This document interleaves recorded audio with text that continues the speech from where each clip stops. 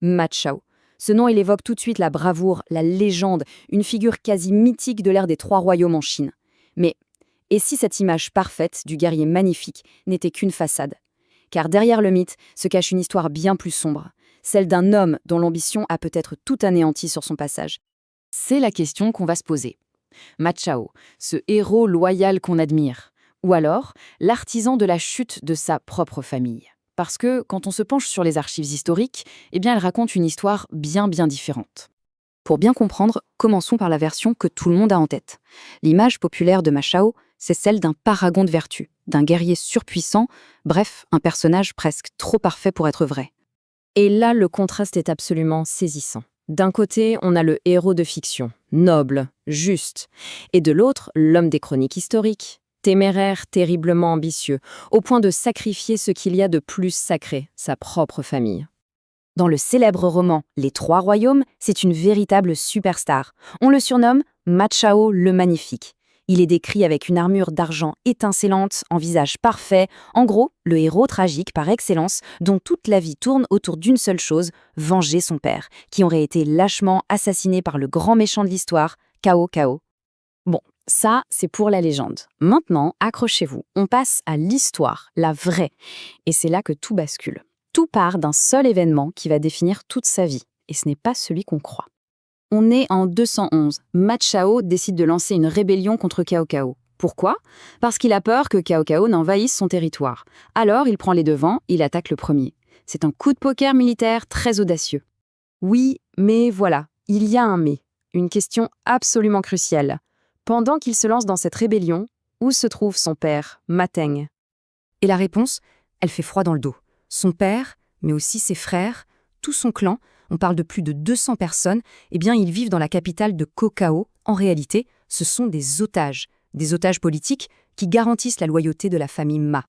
Et cette chronologie est la clé de toute l'histoire, elle change tout. En 211, Ma Chao se rebelle. En 212, en conséquence, Cao Cao fait exécuter toute sa famille. Vous voyez? La rébellion n'est pas la conséquence du massacre, elle en est la cause. Ma Chao a sciemment mis en jeu la vie de tout son clan. Plus de 200 personnes. C'est ça, le prix de son ambition. Un chiffre qui, à lui seul, démolit complètement le mythe du fils loyal et vengeur. Alors, comment est-on passé de cette terrible réalité à une histoire de vengeance héroïque?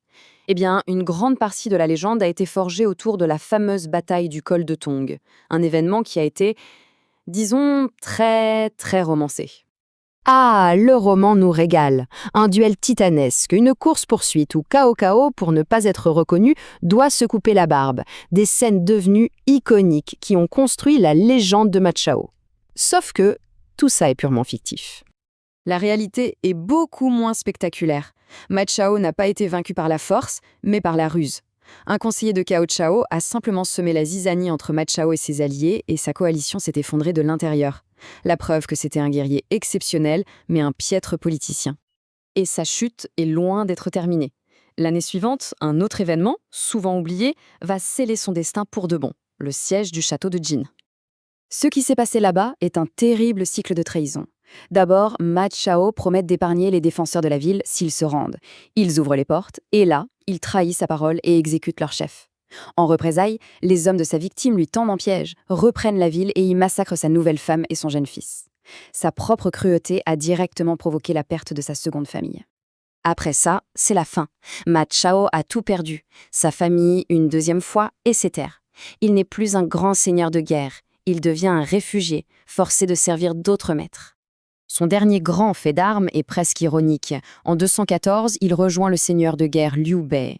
À ce moment-là, il n'a quasiment plus de soldats, mais ça n'a aucune importance. Sa simple réputation, le fait qu'il se présente devant les murs de Chengdu, suffit à terrifier les défenseurs qui se rendent immédiatement. Son nom était devenu son arme la plus redoutable. Mais sous les ordres de Liu Bei, il vit dans la peur constante. Un jour, un officiel mécontent, un certain Pen Yang, vient le voir en secret et lui propose un complot, mener un coup d'État ensemble. Et la réaction de Ma Chao en dit long sur l'homme qu'il est devenu. Loin du rebelle indomptable, il est terrifié. Meurt de peur d'être impliqué, il court dénoncer Pen Yang à Liu Bei, qui le fait aussitôt exécuter. Ce n'est plus un tigre, c'est un homme brisé, paranoïaque, qui ne pense qu'à sa propre survie. On en arrive donc à la question de fond. Pourquoi? Pourquoi une telle transformation entre l'homme réel et le mythe? Pourquoi le roman a-t-il absolument tout inversé? Ce tableau résume parfaitement le grand écart. La cause de la rébellion est totalement inversée. Sa personnalité est transformée du tout au tout. Et les événements les plus sombres, ceux qui ne collent pas avec l'image du héros, comme le siège de Ji ou l'affaire Peng Yang, sont tout simplement effacés. La raison, en fait, est purement narrative. L'auteur du roman avait besoin d'un jeune héros flamboyant et juste pour s'opposer au personnage de Cao Cao, souvent dépeint comme un tyran. Et pour ça, il a eu un coup de génie littéraire. En changeant un seul détail, la chronologie, il a transformé le plus grand péché de Ma Chao en sa plus grande vertu. Pour le dire simplement, la réalité, c'est celle d'un homme qui a sacrifié sa famille à son ambition et qui a tout perdu. La fiction, c'est celle d'un héros dont l'ambition était de venger sa famille. Et pour finir, il faut écouter ses dernières paroles, prononcées sur son lit de mort en 222. Ce ne sont pas les mots d'un héros fier, mais ceux d'un homme hanté par la perte, dont le dernier souffle est une supplique pour protéger le seul parent qui lui reste. La fin sombre et pathétique d'un homme qui, en cherchant à tout gagner, a absolument tout perdu.